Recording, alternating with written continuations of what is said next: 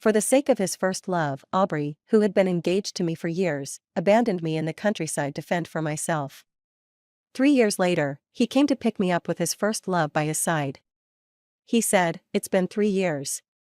Even a dog should have learned its lesson by now. I did this for your own good. If you don't change your attitude, you'll never be fit to be Mrs. Aubrey." Everyone expected me to cry, to pour out my grievances and longing from the past 3 years, clinging to him desperately. But I just smiled calmly. "I'm sorry, Mr. Aubrey. I'm already married." I had just returned from the market, carrying groceries in my hand. From a distance, I saw a dozen luxury cars parked at the gate, cars I hadn't seen in years. As I approached the entrance, I could hear the noisy chatter inside. 3 years have passed. I wonder what that young lady has turned into. Has she become a country bumpkin yet? What young lady? She's just an orphan taken in by the family. Did she really think she was some kind of noblewoman? Exactly. She's not even related to us by blood. It was out of kindness that they took her in. Otherwise, she'd be worse off than a beggar. Belinda was just young and didn't know any better. I'm sure after these 3 years, she's realized her mistakes. A gentle voice interrupted the harsh comments, bringing a moment of silence to the courtyard. I vaguely recognized the voice. It was Cynthia's. Aubrey's beloved first love. 3 years ago, after her father passed away in a car accident, Aubrey took her under his wing.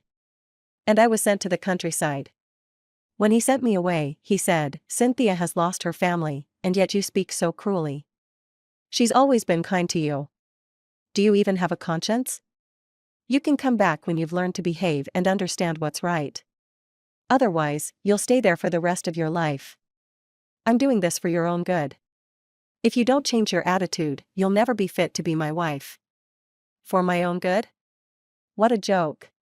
For my own good, he sided with Cynthia in that situation? For my own good, he abandoned me in the countryside without a second thought? He knew full well that I was on the verge of a breakdown back then. Hearing this now, I could only feel the irony. Cynthia is so kind-hearted, not holding a grudge against her. If it were me, I'd have sent her to jail for a few years.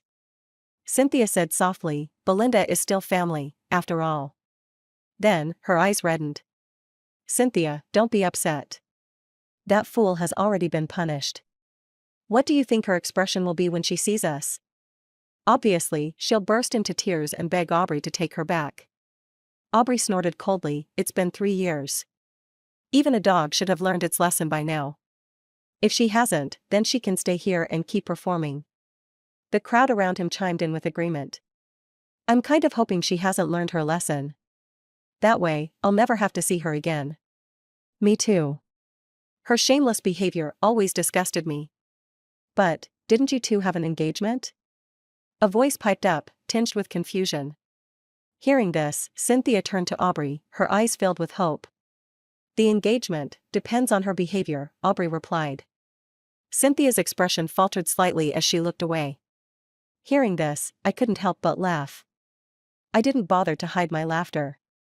The sound of my laughter, carried by the breeze, reached the courtyard, startling everyone inside. The person closest to the door turned and saw me, exclaiming in surprise, "Belinda?" His shout drew everyone's attention. "Is that really Belinda?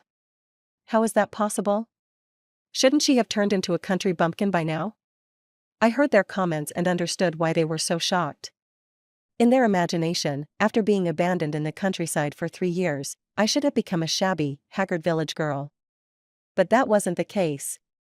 I was wearing an elegant long dress, paired with a light cardigan, and a camera hung around my neck. My hair and skin were well maintained, and I even had a nude manicure. There was no trace of a country bumpkin about me. Aubrey's gaze slowly fell on me, and even he looked surprised. "Belinda," he called my name, his tone distant. It was a stark contrast to how he spoke to Cynthia. I used to resent this, to cry and make a scene over it. But not anymore. "Mr. Aubrey," I greeted him politely, shifting the grocery basket to my other hand. Hearing my words, Aubrey frowned slightly. "It's only been 3 years. Do we have to be so formal? I'm your fiancé. Is this how you talk to me? It seems like 3 years wasn't enough. You still haven't learned your lesson." If you keep this up, I'll really call off the engagement. I glanced at him indifferently. Why did he think that after 3 years, I would still care for him? When I was 10, I became an orphan. His grandfather took me into their family and immediately announced my engagement to Aubrey. From that moment on, I knew I would marry Aubrey and be groomed to become a wife who could support him. I was grateful to his grandfather for his kindness, so I allowed myself to fall in love with Aubrey, bit by bit, amidst his gentleness. At the height of our affection, he had even said he loved me. He had promised to marry me once I came of age. But then Cynthia appeared, and everything changed. I watched as the affection that was once mine was slowly taken away, as he showed her unconditional favoritism. I cried, I made scenes, and I even deliberately caused trouble for Cynthia. Without exception, it only brought me blame and anger. Then, Cynthia's necklace went missing. Aubrey immediately came to me, accusing me. I may not have liked Cynthia, but I wasn't shameless enough to steal from her. Besides, during that time, my cat of 8 years had fallen ill and was hospitalized. Aubrey had given me that cat for my birthday. To take care of it, I had rented a place near the animal hospital and hadn't been back to his house in a long time. I stood my ground and confronted Aubrey. But to my shock, the necklace was found in a coat I hadn't worn in ages. Aubrey hit me and shattered the only keepsake my parents had left me. Seeing the bracelet broken into pieces on the floor, I lunged at Aubrey in a frenzy. In the chaos, Cynthia fell down the stairs. After that, I was sent to the countryside. And my cat didn't survive that summer. Seeing my silence, Aubrey's expression grew impatient. Just as he was about to lose his temper, I raised my hand, showing the ring on my finger. I'm sorry, Mr. Aubrey. I'm already married. Aubrey's frown deepened. Cynthia stepped forward, linking her arm with Aubrey's, looking at me with the gaze of someone indulging a tantrum-throwing child. Belinda, you shouldn't lie. Aubrey told me he cut off your credit cards. So, these clothes.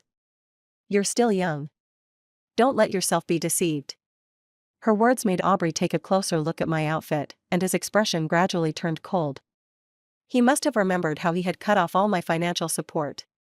In their eyes, without Aubrey's money, I didn't deserve to wear such nice clothes. His friends all looked at me with mocking expressions. Someone spoke up, Belinda, were you taken in by some sugar daddy? In this backwater countryside, it must be some old man who couldn't find a wife, right? Aubrey's face darkened instantly, his anger directed at me. Belinda, have you no shame? If you don't care about your own dignity, at least don't embarrass our family. From his reaction, it was clear he thought I had degraded myself, becoming someone's mistress. But Aubrey, we've known each other for so many years. Even if you don't like me, you should know my character. Did you really think I was the type to sell myself for money? I looked around coldly and said, I should be asking if you all have any shame, coming all this way just to act like lunatics. I'm not like you useless people. I don't need a man or a family to live well. Aubrey seemed taken aback by my retort. He sneered, you? Don't overestimate yourself. Belinda, don't play hard to get. I know what you're trying to do, you just want my attention. Hearing this, I couldn't help but laugh. It seemed he couldn't understand human language. His attention? Was he even worth it? I grabbed an egg from the basket and hurled it at him. Aubrey wasn't prepared, so the egg hit him square in the face. Aubrey! Cynthia screamed in shock. Aubrey closed his eyes, wiped the egg off his face, and raised his hand as if to strike me. I quickly stepped back and said coldly, What? Does the young master want to hit me again? Aubrey paused, took a deep breath, and said, It seems you're doing just fine here. In that case, you can stay here for the rest of your life. With that, he stormed off. With the main character gone, the entourage of onlookers quickly followed. Cynthia was the last to leave. As she passed me, she whispered, Thank you. If it weren't for you, Aubrey wouldn't have realized how good I am. I didn't respond, just looked at her coldly. The thing you're showing off is nothing more than trash I've already discarded. If you like picking through garbage, then go ahead. After they left, I carried the groceries to the house across the street. Inside, my husband was in the middle of a conference call. When he saw me, he muted the call, took the grocery basket from me, and smiled. I told you to wait for me so we could go together. Are you tired? I shook my head and followed him into the kitchen. I bought groceries and shot some footage. You cook. Fair deal. He suddenly stopped, and I bumped into him. He turned around, bent down, and pinched my nose. You little rascal. I heard some commotion outside earlier. Did something happen? Thinking about what had happened, I pursed my lips. Aubrey came by, saying he wanted to take me back. I taught him a lesson. Hearing this, my husband frowned. Aubrey? It's good you taught him a lesson. Otherwise, he wouldn't know his place. I looked at him, raising an eyebrow. That's it? He smiled, then suddenly scooped me up and carried me to the bedroom. I know about your past with him. I'm a little jealous, but the fact that you're with me now is what matters most. With that, his lips met mine. His kiss was fiery, melting me bit by bit, and I couldn't help but lose myself in it. I saw Aubrey again a month later, at Flora's engagement party. She was my best friend, and she had come all the way to the countryside to invite me. Unable to resist her pleading, I reluctantly agreed.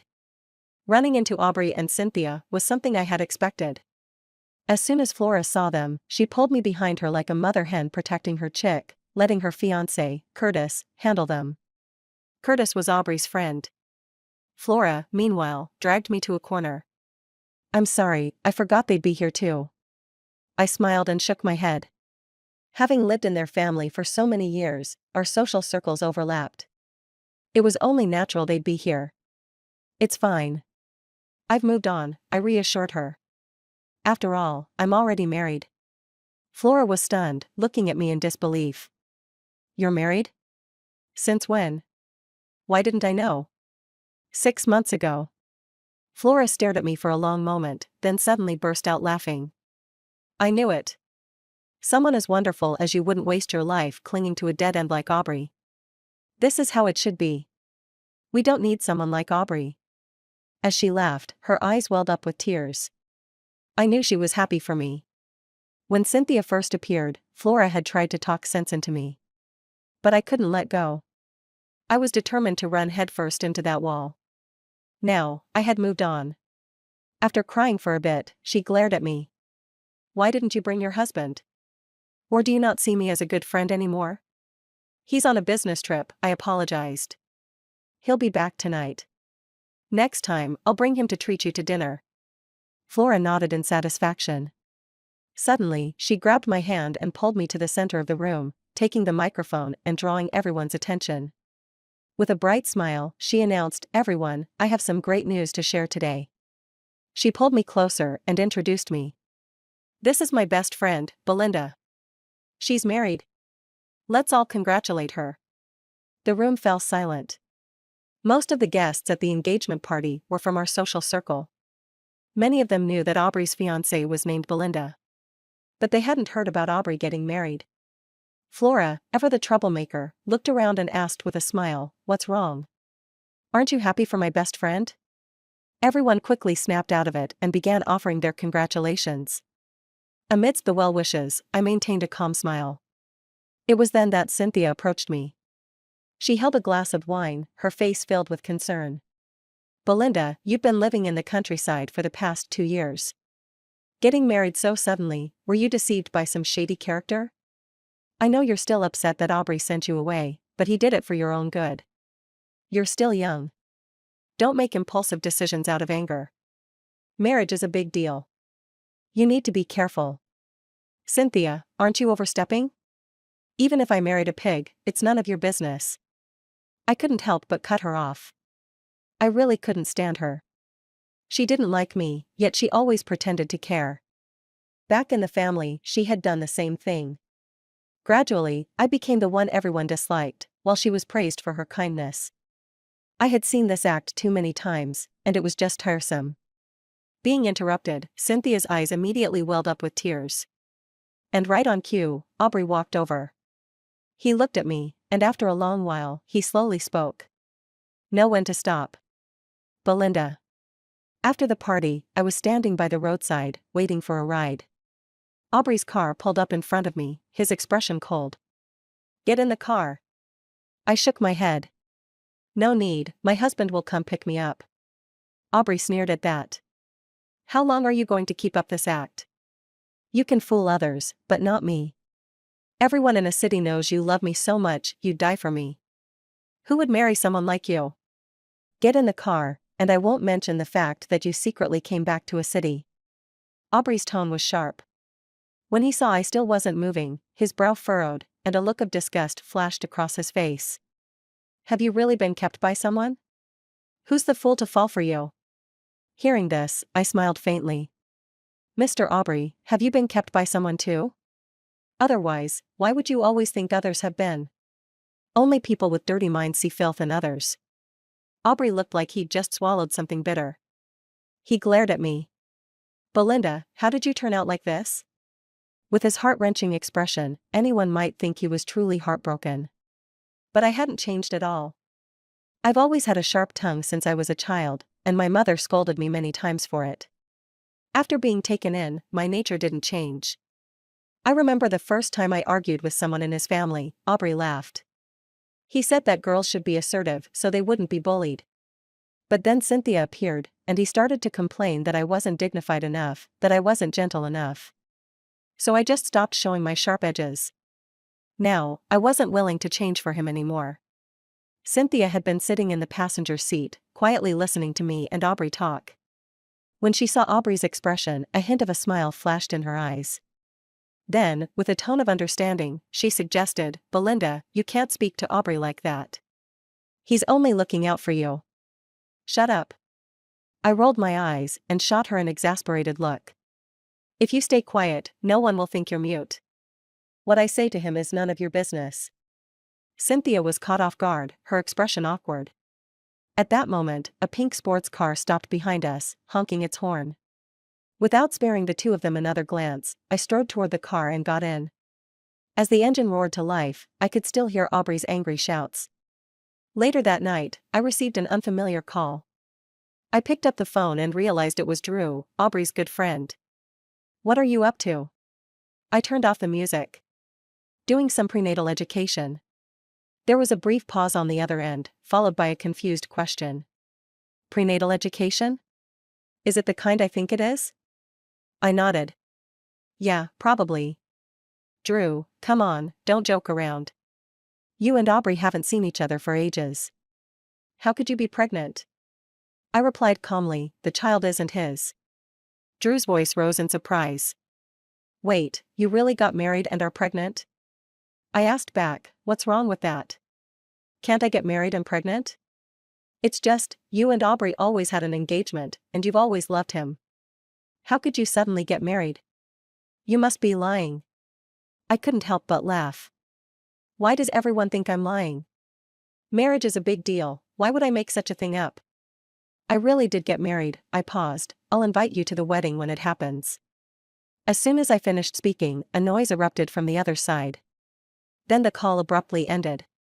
I didn't think much of it. Most of Aubrey's friends think I'm unworthy of him, even when he treated me best. After Cynthia showed up, they looked down on me even more. I've overheard them badmouthing me countless times. Not long after, another call came in. It was from Aubrey. I knew it as soon as I saw the caller ID. I picked up the phone, and before I could speak, he started shouting. Give up on the baby. I couldn't help but find it a little amusing.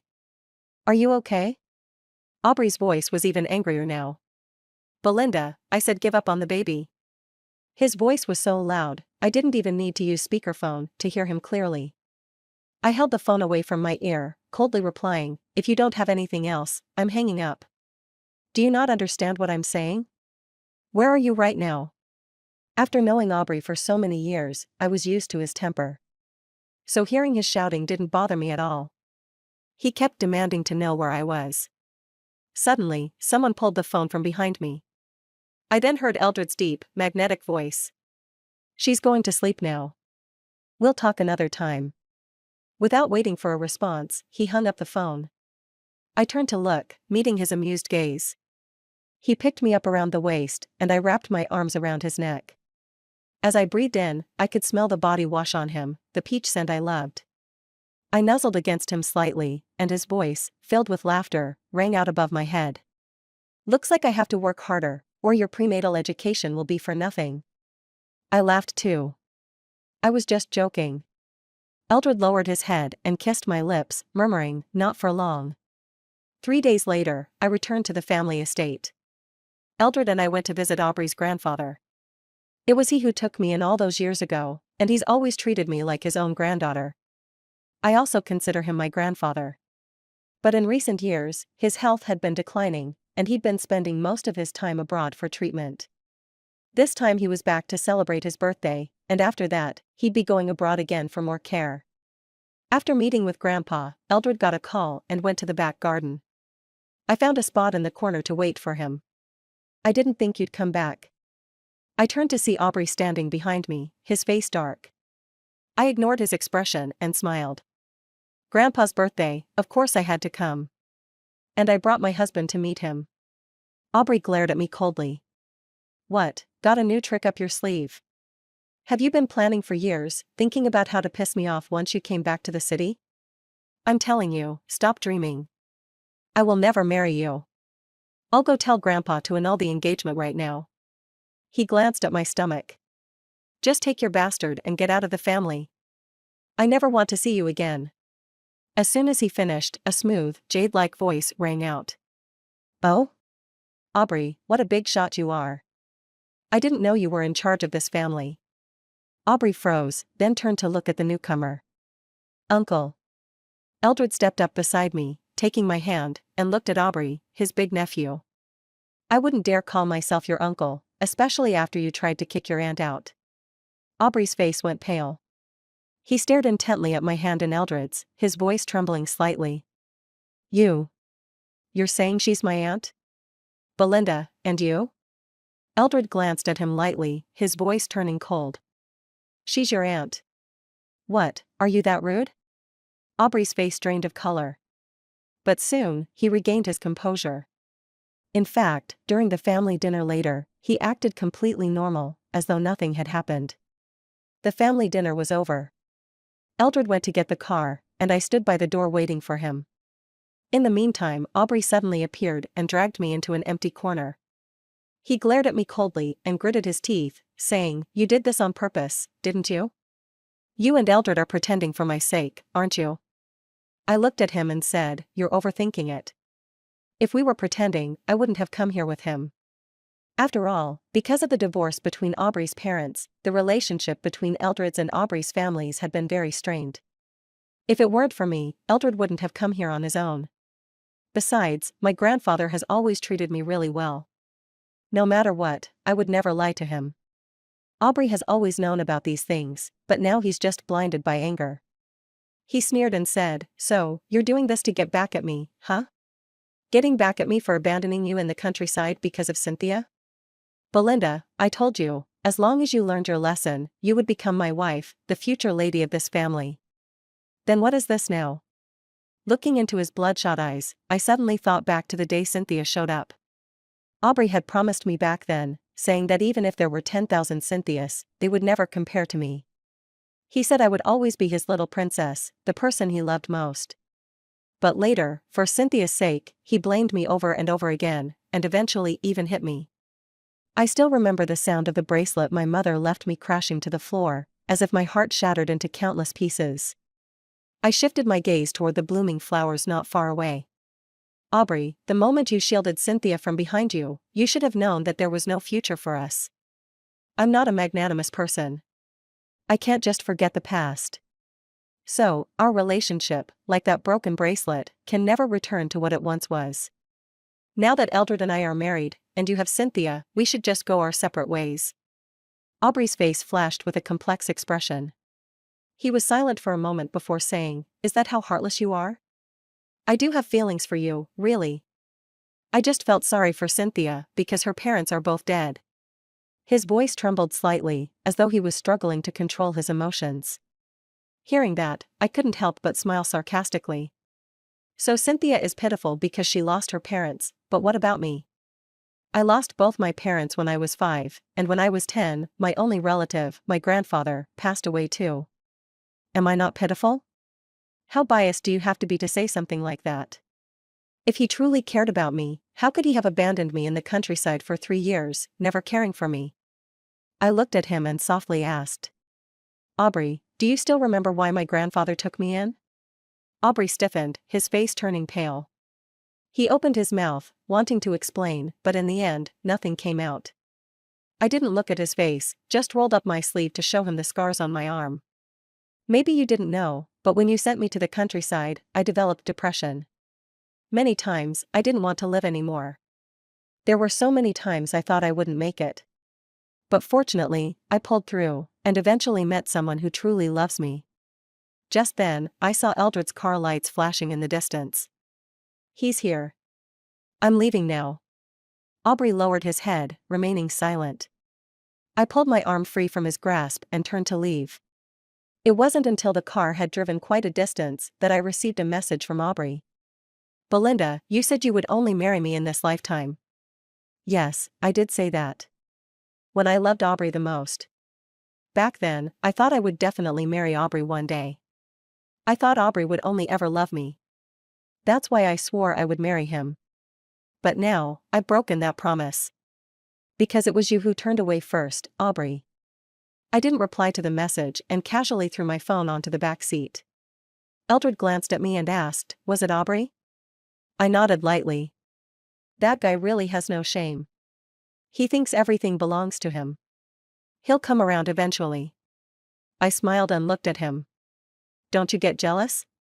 Eldred's not exactly the magnanimous type. He had once forced me to throw away everything I brought with me to the countryside. Eldred didn't respond but soon found a secluded spot to park.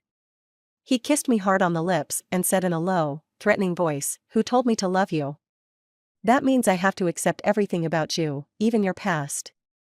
Besides, you're my wife now. I won't lose you." I smiled and kissed him back. Not only will he never lose me, but I'll never lose him either. Since that day, I never saw Aubrey again. Flora asked me out for shopping, and as we walked, she couldn't stop badmouthing Aubrey. Aubrey is a psycho. His brain's not right. I heard from Curitis that on the night of my engagement, for some reason, he went and trashed a bar. If you didn't know any better, you'd think he had a thing for me. She laughed as she spoke. After laughing, she continued. Though, I haven't seen Aubrey in ages. A couple of days ago, Cynthia even asked Curitis where he's been. Where do you think he's gone? I slid my fingers over a row of clothes. Who knows? That evening, I was blocked at my doorstep. Aubrey, reeking of alcohol, blocked my path. Belinda, I had a nightmare last night. I dreamed that you got married to my uncle. Tell me, it's all a lie, right? You said you would marry only me. How could you marry someone else? I looked at him and took out my phone to call Eldred. Just as I dialed, he snatched my phone and threw it to the ground, smashing it. With bloodshot eyes, he yelled, Belinda, tell me. Tell me you love only me. Tell me you'll only marry me. Say it. Say it. You and Eldred are just pretending, right? He slowly knelt before me, his tone submissive, as though begging. This was a side of Aubrey I had never seen. He looked as though he truly loved me. If this had happened before, I would have held him in my arms and cried my heart out. But now, things had changed. I looked down at him, my tone indifferent. Aubrey, if you want to play the role of the deeply affectionate lover, then go find Cynthia. I don't need it. He lowered his head, and I couldn't see his expression. After a long while, he finally spoke, I've realized my mistake. I went to the countryside these past few days, visited all the places you stayed at, and even met the therapist you saw back then. I've realized my mistake. If you can, please give me a chance to make up for the harm I caused you all these years. I'll take you to a place where no one knows us, just the two of us. I'll make you the happiest woman in the world. Please? Baby? When he called me baby, I felt a bit dazed. Since Cynthia showed up, he hadn't called me that anymore. He only called me by my name. Now, hearing it again, I felt nothing but indifference. No. I said, our relationship is over, just like my bracelet, it's been broken for a long time. With that, I stepped around him to leave. He grabbed my hand, silent, but I could feel his hand trembling. But I didn't respond, I just slowly smiled as I watched the person walking toward me. Eldred walked over with a serious expression, first pulling the hand that was grabbing my arm away. Then, he lifted the person on the ground. One punch after another, each one landing on Aubrey's face. He didn't stop until Aubrey's face was bruised and battered. "Aubrey, since you're my nephew, I'll let you off this time. But don't ever let me see you again, and don't ever come near my wife. Otherwise, don't blame me for being rude." After saying that, he wiped his hands clean, walked over, and took my hand, leading me home. Aubrey was left on the ground like a broken rag, motionless. That day, Eldred kept me busy for a long time. And Aubrey never came to find me again. The next time we met was at a seminar. He looked thinner, and was accompanied by Cynthia. I politely nodded at them, then went off to find my seat. When I was leaving, I could feel his gaze lingering on me. During the break, Cynthia came to find me. "Belinda, now that you've married Aubrey's uncle, could you please stay away from him? Stop looking for opportunities to get close to him, okay? Do you have any idea how he's been these days? He's been risking his life for you." I raised my eyes to meet her gaze. She was still as self-righteous and annoying as ever. I said coldly, "Miss Cynthia, what he chooses to do is none of my business. And this seminar was organized by the hosts. I don't have the power to control them." This seminar was led by a government department, and only people who had contributed significantly in their fields were invited. If Cynthia wasn't stupid, she would understand that there was no way I was randomly invited here. She froze at my words, clearly thinking it through. She hesitated for a moment, wanting to say more. But I wasn't Aubrey, and I wasn't going to indulge her. I directly said, "Also, I'm Aubrey's aunt, and since you're his friend, that makes me your elder. Has no one taught you how to speak to your elders?" At my words, her face stiffened. She wasn't unaware, she was just used to it. Used to looking down on me, which is why she spoke so shamelessly. She bit her lip, hesitating for a long time, but she still didn't call me aunt. And when she saw my smile, she gritted her teeth and said, "Belinda, what are you so proud of? Is it just because you're relying on Eldred to be here? What's so impressive about that? Don't think I don't know, you're only marrying Eldred because he's richer, right?" I didn't respond, just looked over her shoulder. "Aubrey, you're just in time. Take your woman and leave." Cynthia was startled, and turned around to see a dark-faced Aubrey standing behind her. She panicked and opened her mouth to explain. But before she could say anything, Aubrey roughly grabbed her and dragged her toward the door. As I watched her leave, I felt a bit regretful, not for her, but because she didn't see me, as a distinguished guest, being invited to speak on stage. So, she also didn't know that I didn't need to rely on a man. I was my own support. In the second half of the seminar, the hosts invited me to speak on stage. The moment I stood up, I felt a gaze fixated on me, all the way until I reached the front of the stage and stood still.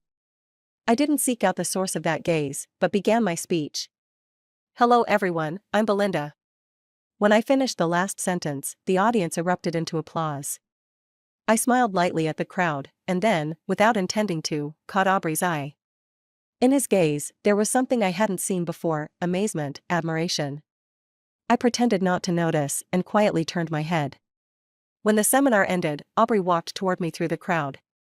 He looked at me for a long time before slowly speaking. "Belinda, I didn't expect you to be so impressive now." I looked at him. "I should thank you for that. 3 years ago, I was sent to the countryside, alone with no one to rely on. The first year, I got depressed and almost lost the will to live. During my last hospital stay, the patient in the bed next to mine loved filming videos. She said she wanted to record all the beautiful things in the world, so that her time here wouldn't be in vain. At that moment, I suddenly had an epiphany, and began learning to use videos to capture the beautiful things around me. Through the videos, I learned about many wonderful cultural heritages.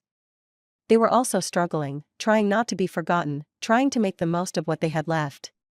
Just like me. As I was trying to find the meaning of my future. So, cultural heritage started appearing in my videos. At first, I simply hoped they wouldn't be forgotten, because to be forgotten is to disappear. To my surprise, the videos gained a lot of attention, and I became a small but growing video creator. A year later, I met Eldred. He was ill and had returned to the countryside to recover. At that time, I was still living in the old house and filming daily content. While filming in a heavy snowstorm, he suddenly appeared in front of my camera. Noticing my camera, he didn't try to avoid it, but smiled. He said, "You're the video creator Evening Breeze, right? I'm Eldred. I've wanted to meet you for a long time." Later, he accompanied me to many countries and regions, experiencing various cultures. And eventually, he proposed to me. Thinking back, I smiled faintly. Looking at my smile, Aubrey seemed slightly lost in thought. His expression carried a bit of nostalgia, and a hint of sadness. I didn't know what he was thinking, nor did I want to. I tucked the windblown strands of hair behind my ear, preparing to leave.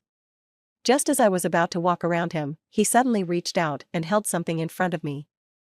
I instinctively took a step back, and only after standing still could I clearly see what he was holding. It was a bracelet. It looked about 70% like the one my parents left behind. He said, "This bracelet is what I owe you. Does it look like the one you had?" There was a hint of expectation in his tone. But my attention wasn't on the bracelet. It was on the scar on his wrist. A scar that looked just like mine. Noticing my gaze, he gave a bitter smile. "I guess, in the end, there's one thing that makes us the same." I looked up at him, then sighed. "Aubrey, you should know. What we had ended 3 years ago. Everything you're doing now is just a disturbance to me. No matter how much you don't believe it, I'm already married. So please, don't show up in front of me again. Okay?" With every word I spoke, Aubrey's face turned paler. Once I finished speaking, I didn't look at him again and simply walked past him. Behind me, I heard the sound of the bracelet hitting the ground, followed by a stifled sob. After that day, I never saw Aubrey again. Even when I visited his grandfather, I never ran into him. Even Cynthia disappeared. Later, I found out that Cynthia had moved out of his family's house, by Aubrey's order. And Aubrey had cut all ties with Cynthia. For some time, Cynthia had been searching for Aubrey everywhere, but Aubrey avoided her at all costs. She even came to see me a few times. But each time she'd barely been there for a few minutes before someone would come and forcibly take her away. I asked Eldred about it, and he said it wasn't his command.